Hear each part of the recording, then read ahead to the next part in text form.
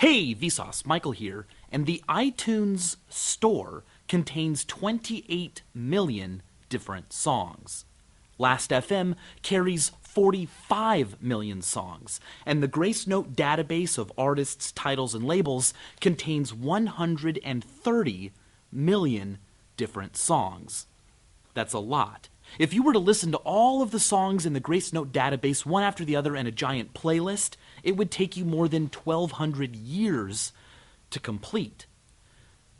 But since there are a finite number of tones our ears can distinguish, and because it only takes a few notes in common for two musical ideas to sound similar, will we ever run out of new music? Will there ever be a day where every possible brief little melody has been written and recorded and we are left with nothing new to make? A good rule of thumb might be to say that if modern recording technology can't distinguish the difference between two songs, well, neither could we. So let's begin there, with digital downloads, MP3s, CDs, and a calculation made by Covered in Bees.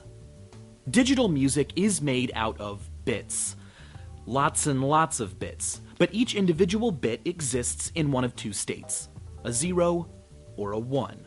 Now what this means is that for any given, say, 5-minute long audio file, the number of possibilities, mathematically speaking, is enormous, but mind-blowingly finite. A compact disc, which samples music at 44.1 kilohertz, is going to need about 211 million bits to store one 5-minute song. And because a bit can exist in two states, either a 0 or a 1, the number of possible different ways to arrange those 211 million bits is 2 to the 211 millionth power. That value represents every single possible different 5-minute long audio file. But how big is that number? Well, let's put this in perspective.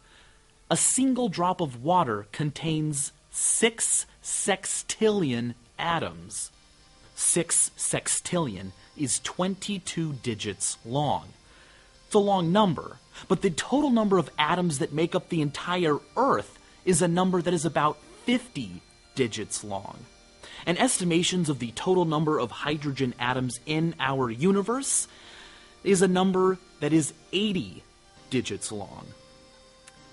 But 2 to the 211 millionth power, the number of possible different 5-minute audio files, is a number that is 63 million digits long. It is a number larger than we can even pretend to understand. It contains every possible CD-quality 5-minute audio file. Inside that amount is everything from Beethoven's Fifth to Beck's Loser. It even contains a 5-minute conversation you had with your parents when you were 3 years old. In fact, every one of them. It even contains every possible conversation you didn't have with your parents when you were 3 years old. But it is finite, not infinite. It's cool to think about, but it doesn't come very close to answering the question of this video, which is how many possible different songs can we create and hear the difference between. So for that, we're going to need to narrow down our hunt. On Everything 2, Ferris Lepidoptera made a calculation that involved some assumptions that I think helped narrow the field down in a really nice way. She took a look at the total number of possible different melodies you could create within one octave, containing any or all of the intervals we divide octaves into. Of course, sound frequencies can be divided much more granularly than that, but giving ourselves more notes might mean we could make more technically different melodies, but they wouldn't necessarily sound any different to our ears. Now, given a single measure containing any combination of whole, half, quarter, eighth, 16th, or 32nd notes, she calculated that there would be this many possible unique measures, which is a smaller number than we had before, but to put it in perspective, this is how many seconds old the universe is. Uric DE's calculation is even more specific. he stayed within 1 octave, but instead of looking at a complete measure, he only considered the number of unique combinations of 8 notes. He also assumed that typical melodies as we know them today only contain about 3 different types of note length. For instance, quarter, eighth, and 16th, or whole, half, and quarter. To be sure, that will most likely not always be true. Musical tastes hundreds, thousands of years from now will most assuredly be different. But given melodies as we know them today, across 8 notes, over 12 intervals, there are about 79 billion possible combinations. We're getting relatively small here. I mean, under this definition of melody, 100 songwriters creating a brand new 8-note melody every second would exhaust every possible melody within only 248 years. But it's still a huge number, way bigger than the total number of songs that have been written that we know about. So you can quite safely say that, no, we will never run out of new music. But here's the rub. If that's the case, why are there so many commonalities between songs, even across hundreds of years? How come so many songs kind of sound the same? I mean, if we have more possibilities than we could ever exhaust, why is Twinkle Twinkle Little Star, the Alphabet Song, and Baa Baa Black Sheep all the same melody? My Country 'Tis of Thee and God Save the Queen, interestingly enough, are the same song. Love Me Tender is exactly the same as the old American Civil War song, Aura Lee. Sunshine came along with me, and I always will. And a seemingly uncountable number of songs merely sound like other songs. The SpongeBob SquarePants theme has a very similar cadence to Blow the Man Down. SoundsJustLike.com is a great resource for exploring this further. It'll show you 2 songs and how they sort of sound alike.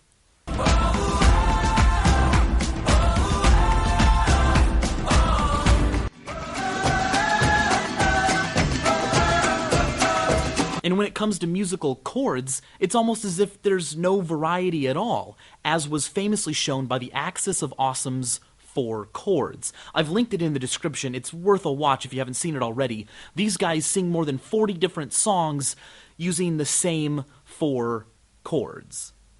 Even though the number of possible different melodies is gigantic, us humans tend to gravitate towards certain patterns that we like more than others, and we are influenced by what came before us. Kirby Ferguson has a fantastic series looking into this called Everything is a Remix. I've also linked that down in the description. The commonalities he shows are pretty crazy.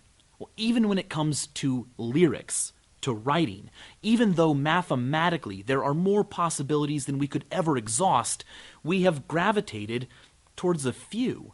In fact, there is a form of poetic meter that is so common, it's called common meter. I've composed a verse using it to explain what it is. Line 1 contains 8 syllables. The next contains just 6. For emphasis, iambic stress, that's it, no other tricks. Here is a list of songs that are written in common meter, also known as ballad meter. The commonness of common meter is the reason you can sing the Pokemon theme song to the tune of Gilligan's Island, or House of the Rising Sun, or Amazing Grace. You could also use almost any of Emily Dickinson's poetry. Sure, they're different melodies, but their lyrics are written in the same meter. There's a great video here on YouTube that I've linked below in the description that uses captions to let you see just how these all fit together. Oh, and don't forget one of the greatest compositions taking advantage of common meter's commonness, Stairway to Gilligan's Island. And you know what? Our brains may also be keeping us from enjoying the entire mathematical space of available songs. For instance, research has shown that the way a song compresses using software can help us predict how enjoyable it will be. Too simple too easy to compress, like, say, a rising scale, and the song doesn't challenge us, it's boring. But too complicated, say, white noise, and the file won't compress very much at all, and likewise, we don't seem to enjoy it. There's a magic zone where a file is compressible by a computer and also happens to be enjoyable by us. So, interestingly, even though mathematically speaking, there are so many possible unique melodies that we can safely say there will always be room for new music, we don't seem to be wired to care. We enjoy certain patterns and melodies, and calculating how many there could be is a lot less interesting than how connected and similar all the ones that we enjoy are. It's as if we have more space than we need, more space than we could ever hope to see all of, or visit all of, or know all of. But no matter what new place we go, in a general sense, new popular music will always remind us a bit of home. And as always, thanks for watching.